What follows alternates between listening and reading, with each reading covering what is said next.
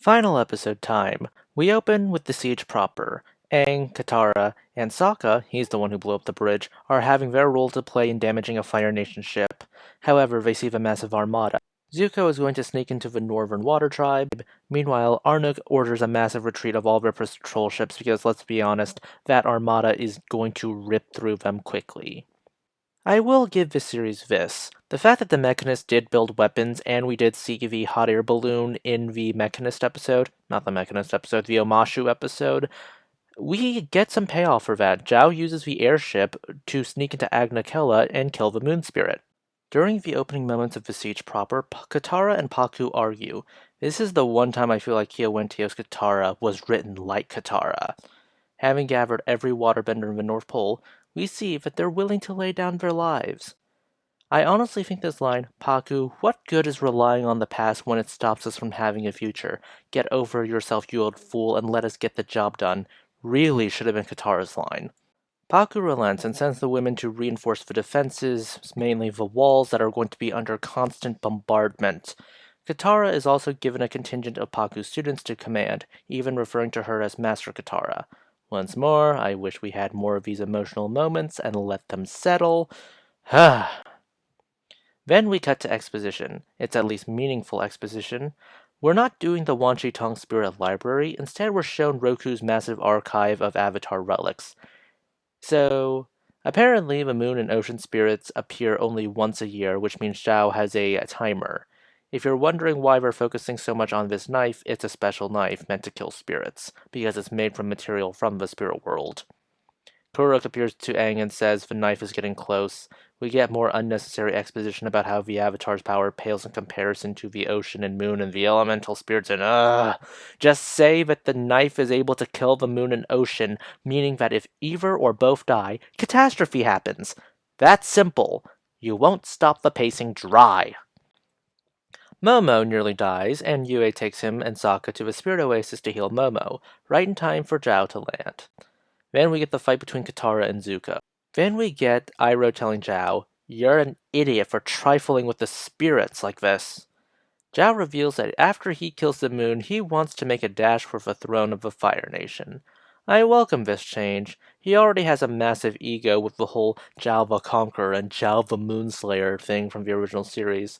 Him making a mad dash for the throne is in character. It fits his ego, not to mention, this Zhao is less important than the animated counterpart in terms of rank, meaning that the small name big ego really works here.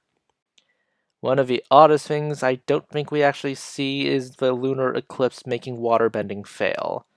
We're only shown the failure after the moon spirit is dead. After Zhao kills the moon spirit, we get this massive assault, and the waterbenders are all retreating because they can't do anything now. Arnuk is shown fighting, though not for long since he orders a retreat with Han covering it. If you think Han is gonna die, he dies. Much like the original series, Yue's eyes are still shown to have color while everything else has a gray filter. Aang merges with the ocean spirit, and this is almost immediately bogged down from the original by the dialogue between him and Yue. Yue tells him that merging with the ocean means he'll be lost forever. Aang says he should have been lost 100 years ago.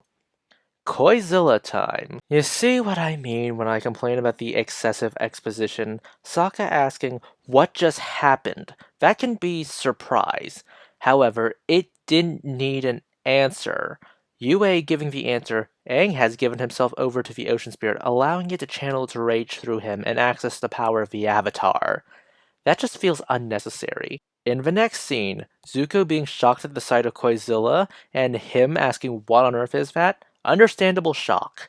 Iroh answering that is wrath. That feels like a much more concise and much better answer.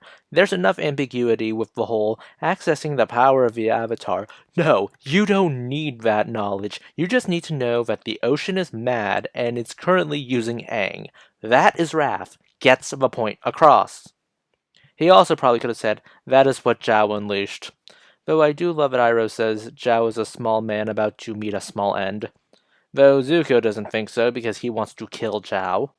After Zhao loses, Zhao monologues about how Ozai is playing Zuko against Azula, and Azula was his ally on the inside, giving him the Yuyan archers and identifying the swords as belonging to Zuko.